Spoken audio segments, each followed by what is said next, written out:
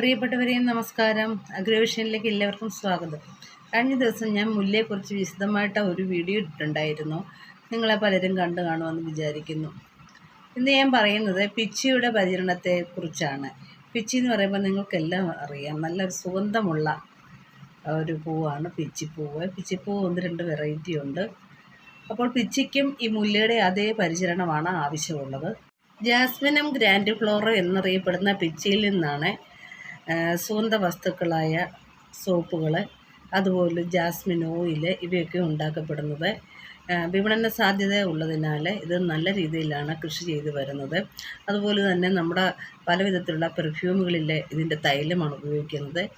ഔഷധ പ്രാധാന്യമുള്ളതിനാൽ ഇത് ധാരാളം കയറ്റുമതി ചെയ്യപ്പെടുന്നുണ്ട്. അതുകൊണ്ട് നമുക്ക് കേരളത്തിലെ കാലാവസ്ഥയിലും അതുപോലെ മറ്റ് പല സ്ഥലങ്ങളിലും ഇത് കൃഷി ചെയ്ത് വരുന്നുണ്ട്.